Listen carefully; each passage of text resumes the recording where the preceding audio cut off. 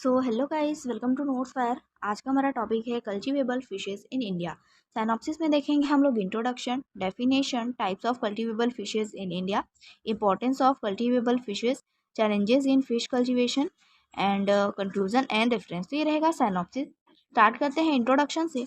India में fish farming एक important economic activity है जो रोजगार और पोषण दोनों प्रदान करता है। यहाँ की डाइवर्स जलवायु और प्राकृतिक संसाधन कई प्रकार की मछलियों के संवर्धन को सपोर्ट करते हैं।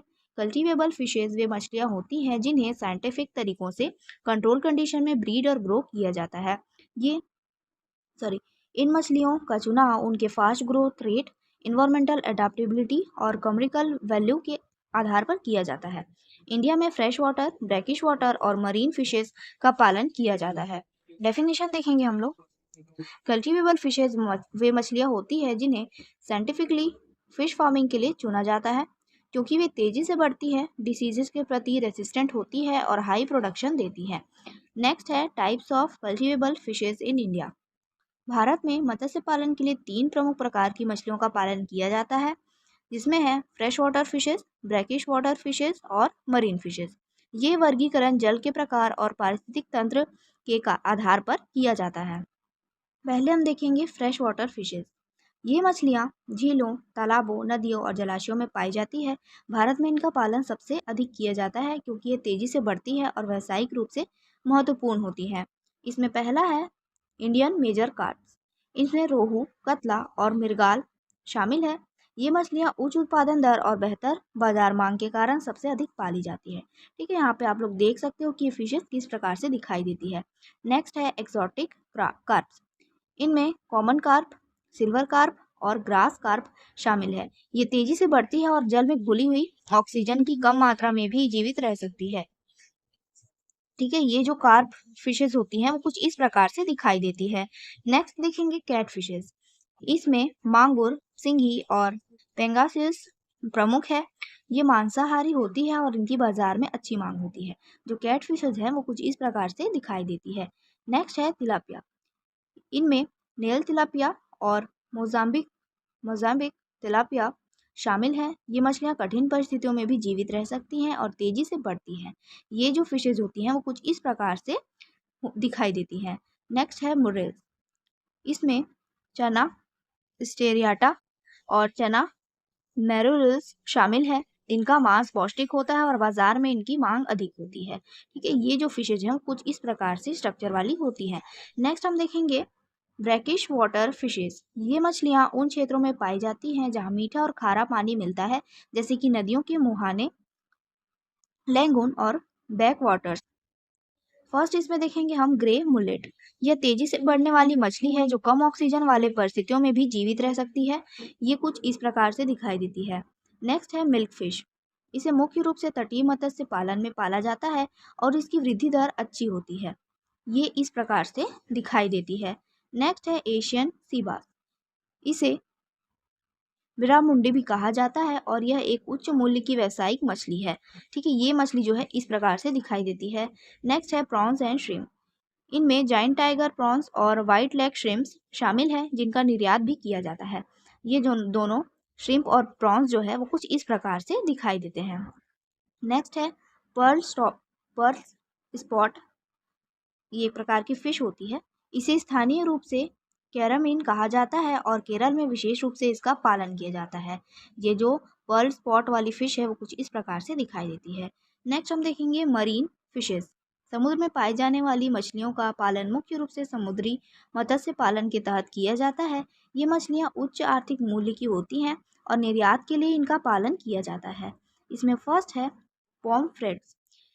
इनमें सिल्वर पॉम्फ्रेट और ब्लैक पॉम्फ्रेट शामिल है। कुछ इस प्रकार से इनका स्ट्रक्चर दिखाई देता है। सेकेंड है मैक्रेल्स।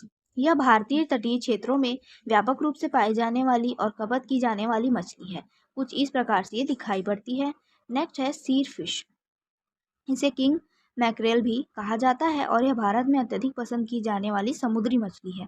ठीक है, ये जो सीर फिश है कुछ इस प्रकार से दिखाई देती है। नेक्स्ट है ग्रुपर्स। यह गहरे समुद्र की मछलियां होती है जिनका पालन मुख्य रूप से व्यावसायिक मत्स्य पालन के लिए किया जाता है। कुछ इस प्रकार से ये दिखाई पड़ती है। नेक्स्ट है टूना। इनमें येलो फिन टूना और स्किपजैक टूना शामिल है, जो गहरे समुद्र में पाई जाती है और इनका पालन व्यावसायिक रूप से किया जाता है। जो टूना फिशेज हैं कुछ इस प्रकार से स्ट्रक्चर रखती हैं। नेक्स्ट हम देखेंगे importance of cultivable fishes. Cultivable fishes का महत्व निम्न है। फर्स्ट है इसमें इकोनॉमिक बेनिफिट्स। संवर्धनीय मछलियाँ रोजगार के नए अवसर पैदा करती हैं, जिससे ग्रामीण और शहरी दोनों क्षेत्रों की अर्थव्यवस्था मजबूत होती है। सेकंड है फूड सिक्योरिटी। मछली प्रोटीन और पोषक तत्वों का प्रमुख स्रोत है, जो संतुलित आहार प्रदान कर कुपोषण को कम करने में मदद करता है। नेक्स्ट है एक्सपोर्ट पोटेंशियल।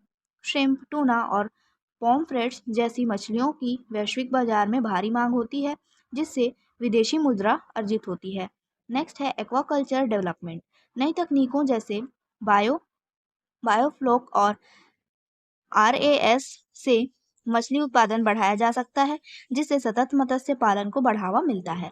नेक्स्ट है सस्टेनेबल फिशरीज। नियंत्रित मत्स्य पालन से जल संसाधनों का सही उपयोग होता है और प्राकृतिक मछली भंडार का अत्यधिक दोहन रोका जा सकता है। नेक्स्ट है challenges in fish cultivation. First है इसमें वाटर क्वालिटी मैनेजमेंट। मछलियों के अच्छे स्वास्थ्य और उत्पादन के लिए जल में ऑक्सीजन, पीएच और अमोनिया स्तर को संतुलित बनाए रखना जरूरी होता है। सेकेंड है डिसीजेस। बैक्टीरिया, वायरस और फंगस के कारण फैलने वाले रोग मछली उत्पादन में भारी नुकसान पहुंचा सकते हैं। थर्ड है फीड अवेलेबिलिटी। मछलियों के विकास के लिए पोषक तत्वों से भरपूर आहार आवश्यक होता है, लेकिन इसकी उच्च लागत किसानों के लिए समस्या बन सकती है। नेक्स्ट है मार्केट फ्लुक्चुएशंस। मछलियों की कीमत पर अस्थिरता और मांग आपूर्ति में बदलाव किसानों की आय को प्रभावित कर सकती है। नेक्स्ट है क्लाइमेट चेंज। तापमान में बदलाव, बाढ़ और सूखे जैसी समस्याएं मत्स्य पालन को प्रभावित कर सकती हैं, जिससे उत्पादन पर नकारात्मक प्रभाव पड़ता है। नेक्स्ट देखेंगे हम लोग कंक्लूजन। भारत में कल्टीवेबल फिशेस का व्यापक भौगोलिक वितरण और आर्थिक महत्व है। फ्रेश वाटर, ब्रैकिश वाटर और मरीन फिशेस की विभिन्न प्रजातियां मत्स्य पालन उद्योग के विकास में सहायक है। Indian major carps, catfish, tilapia, sea bass और पॉम्फ्रेट जैसी प्रजातियां उच्च उत्पादकता और व्यावसायिक लाभ प्रदान करती है। हालांकि सतत मत्स्य पालन को बढ़ावा देने के लिए उन्नत तकनीकों, वैज्ञानिक प्रबंधन और बेहतर रोजगार रणनीतियों की आवश्यकता है। इससे न केवल आर्थिक विकास होगा, बल्कि खाद्य सुरक्षा और पर्यावरण संतुलन भी बना रहेगा। ठीक है। नेक्स्ट हम आ जाएंगे रेफरेंस पर। रेफरेंस में है J.R. Norman, the history of fishes and Nagaraja Rao, an introduction to fisheries.